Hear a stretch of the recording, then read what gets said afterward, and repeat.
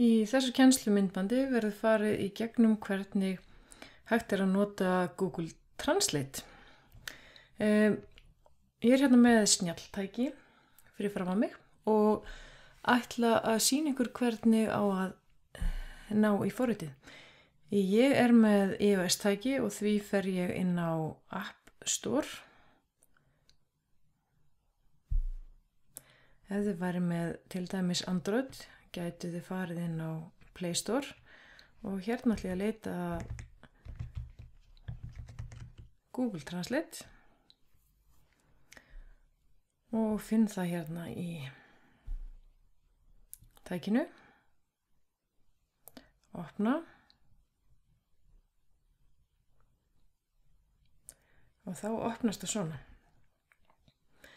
Það hægt að nýta það á nokkra möguleika.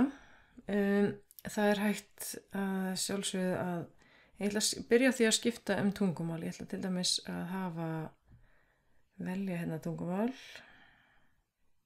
og ég ætla að ná í íslenskuna.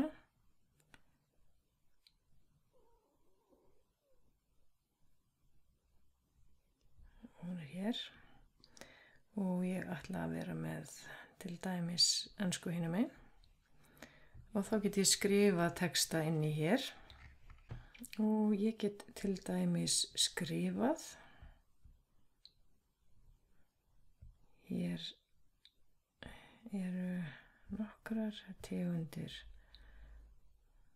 osta býðum upp á og þá sjáum við hún þýðir þetta beint yfir á ensku.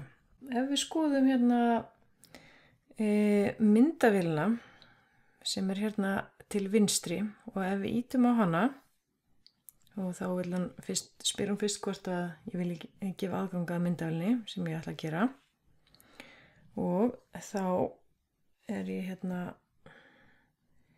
með mynd af texta eða ég með bók hérna á borðinu hjá mér og ég ætla að taka mynd af textanum. Og þá fer hann að skanna textan. Þegar hann búin að skanna textan, þið sáu hvað hann var snögg, að þá get ég strokið yfir með fingrinum þau orð sem ég vil að fara inn í. Ég ætla að byrja á þessu hérna og síðan ýti ég áfram. Og þá hún komin með textan og hérna ég nú ekki alveg, ég ætla að breyta hvernig þetta þýtt. Og þá ég með, að því ég veit að þetta ensku texti, þá hún með hann og það sem ég skanna á bókinni og síðan þýður hún það yfir á íslensku. En auðvitað þetta eins og með margt annað að maður þarf að lesa yfir þýðinguna og það ekki hægt að nota hana bara beint. Síðan, þetta má einnig gera við íslenskan texta, síðan í miðjunni míkrafónn. Og þá getur maður talað við tækið og það þýðir yfir á hitt tungumálið sem líka verið að nota. Og við getum einnig verið að tala á ensku. Það skiptir úr ensku yfir í norsku til dæmis. Og þá get ég ýtt hérna mikrofónn í miðjunni.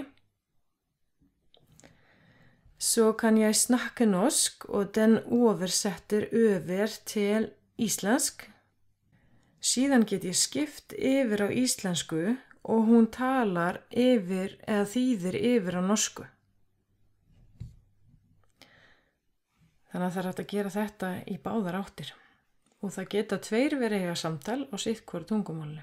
Þá getið þið séð að það þessir 3 valmöguleikar. Það semst að nota myndavélina, nota mikrofóninn eða skrifa inn venjulega. Og síðan getið skipt tungumál og það hellingur af tungumálum hérna sem þið getið verið að nýta ykkur. En þá bara takk fyrir þetta og gangi ykkur vel.